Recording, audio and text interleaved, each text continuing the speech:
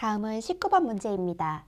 19번 문제에 들어가기 전에 우리가 세 가지의 개념을 조금 알고 갈게요. 첫 번째는 상대값입니다. 여기 지문에서도 상대값이 나왔는데 상대값은 제 이전 동영상에도 얘기했지만 비례와 약분이 가능하다고 했습니다. 두 번째로 알아볼 것은 바로 밀도입니다. 밀도의 표기법은 이렇게 로라고 쓰고요. 밀도는 부피분의 질량이죠. 그리고 단위는 보통 리터분의 g을 씁니다. 이 부피의 단위는 리터뿐만이 아니라 미터의 세제곱 혹은 센티미터의 세제곱이 나올 수도 있고요. 질량의 단위는 gram이 아니라 킬로그램이 나올 수도 있고 때로는 밀리그램이 나올 수도 있습니다. 수많은 가능성이 있죠. 그리고 개수의 비가 있는데요. 개수의 비는 몰 비와도 같고 부피의 비와도 같습니다. 여기서의 부피의 비는 물질이 기체 상태일 때를 뜻하는 거죠. 자, 그리고 또 하나 알아볼 것이 바로 분자량인데 분자량은 주로 몰 질량으로 나타낼 수가 있습니다. 몰 질량이라는 것은 몰의 질량이라는 뜻으로 1몰일 때 원자나 혹은 분자가 갖는 질량이기 때문에 이렇게 g으로 쓰고요. 표기법은 대문자 m이 됩니다. 몰 질량분의 질량은 몰이 되는데 이때 질량은 g, 몰 질량은 g/몰 이기 때문에 g이 지워지면서 몰만 남아서 이렇게 증명이 가능하겠죠. 자, 마지막으로 이 도표에서 보면은 여기에서 최저점은 B가 14Wg이 될 때입니다. 여기를 기준으로 했을 때 이곳은 불포화, 이곳은 포화입니다. 이 그래프를 여기로 한번 가지고 와 볼게요. 이렇게 생긴 그래프인데요. 여기에서는 A와 B가 반응할 때 B는 모두가 반응되지만 A는 모두 반응이 되지 않고요. 14Wg에서는 A와 B가 똑같이 모두 반응이 되고요. 포화 상태에서는 생성물에서 A는 모두 반응이 되고 B는 반응 이후에 더 많은 양으로 생성물에 남게 됩니다. 자, 이렇게 알아보고 바로 문제로 들어가 보겠습니다. 자, 첫 번째로는 개수의 비를 구할 거예요. 세 번째 단계로 나눌 수가 있습니다. 불포화 상태일 때, 그리고 A와 B가 모두 다 똑같이 반응이 될 때, 그리고 B가 포화 상태일 때를 나눠서 한번 계산을 해보겠습니다. 이렇게 불포화 상태일 때 A와 B가 모두 똑같이 반응되었을 때, 그리고 포화 상태일 때가 나왔습니다. A는 모두 다 8Wg이라는 고정값을 갖게 되죠. 그리고 불포화 상태일 때 B는 처음에 있는 0인 상태가 있고요. 그리고 딱 중간만큼 반응했을 때 7Wg이 있습니다. 그리고 똑같이 반응했을 때는 14Wg이고요. 그리고 완전히 포화 상태에서는 56Wg입니다. 이때에 기체의 부피를 구한다는 것은 몰 비를 구한다는 것과 똑같기 때문에 앞으로 나오는 부피는 몰 비라고 생각을 해주시면 돼요. 그렇다면 B가 첨가되지 않은 순수한 A가 8Wg이 있을 때 부피를 얼마나 갖는지를 계산해 보겠습니다. 밀도는 역수로 나와 있으니까요. 밀도는 부피분의 질량이니까 질량분의 부피가 되겠죠.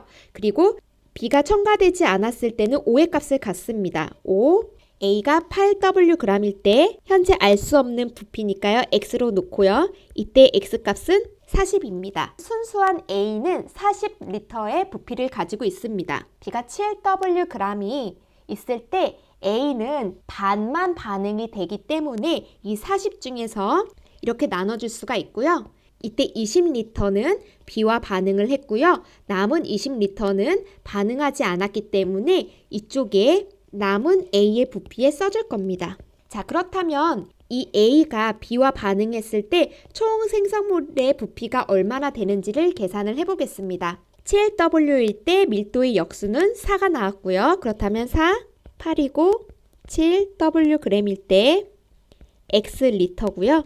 이때 X는 60L가 나옵니다. 총 60L에서 20L가 남은 거니까 C의 부피는 남은 40L가 됩니다. B가 7Wg이 있을 때 A가 딱 반인 20L가 반응이 됐고요. 40L 중에 20L는 반응했고 20L는 그대로 남아서 여기다 써줬고요. 남은 40L가 생성물인 C의 부피가 됩니다. 여기서 바로 개수의 비를 맞춰볼 수가 있는데 개수의 비는 부피의 비와 같기 때문에 A가 1일 때 C는 2만큼 생성이 되었죠. 그렇기 때문에 이때 C는 2가 됩니다. 자, 다음 포화 상태일 때를 보겠습니다. 역시 40L에 A가 8Wg이 있는데 이것은 항상 고정값이죠. 그러면 개수의 비에 의해서 C를 바로 구할 수가 있는데 C는 얼마가 나올까요?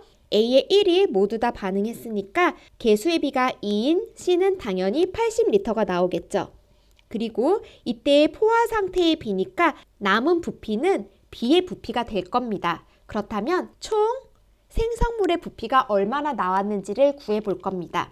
역시 위에서 구했던 것처럼 이번에도 밀도의 역수값은 5니까요. g분의 리터가 되겠고요. 부피를 알 수 없으니까 x로 놔줬을 때 x는 320리터가 됩니다. 총 320리터에서 80이 C의 생성물이라면 마이너스 8을 해주니까 240리터가 남아있는 B의 부피가 될 겁니다. 여기에서 B가 최대한 반응할 수 있는 것은 14Wg이라고 했습니다. 잘 생각해 보세요. A가 40L일 때 B의 14Wg이 반응하면 80L가 나오고요.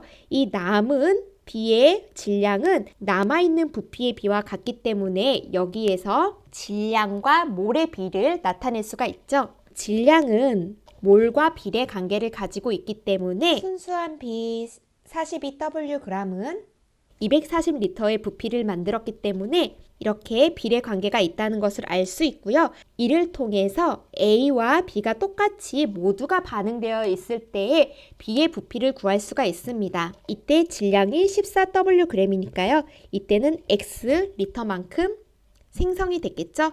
240리터 곱하기 14Wg은 42Wg 곱하기 X 리터가 되고요. 이때 X는 80리터가 나옵니다. 이때는 40리터가 반응이 됐고 80리터가 반응이 됐으니까 역시나 개수의 비가 어떻게 돼요? 1대 2가 되죠. 그렇다면 B도 역시 2가 됩니다. 이렇게 해서 개수의 비를 구해줬고요. 개수의 비는 총 1대 2대 2가 되면서 첫 번째 C는 2이라는 기억의 보기가 맞죠? 자, 그러면 니은을 보겠습니다. 분자량이 나오면은 몰 질량을 써줄 수가 있죠. 몰 질량은 뭐예요? 1몰에 얼마가 들어있는지를 알아보는 단위인데 이 몰 질량은 표기법으로 대문자 M을 씁니다. 그리고 몰 질량과 관련된 공식은 몰 질량분의 질량은 이렇게 몰이 됩니다. 자, 그러면 이것을 통해서 A의 분자량을 계산을 해보겠습니다. 지금 우리가 알고 있는 것은 부피의 비니까요. 몰 비와 그리고 질량을 알 수가 있습니다. 그리고 이때의 분자량은 M이라고 해주면 A의 몰 질량은 두 개가 바꿔지면 되니까요. A의 몰분의 A의 질량이 됩니다. 이때 A와 B가 똑같이 모두 반응된 이 식을 통해서 몰 질량을 구해 볼 건데요. A의 몰 질량은 40몰이라고 적어줄 거고요. 그리고 질량은 8Wg입니다.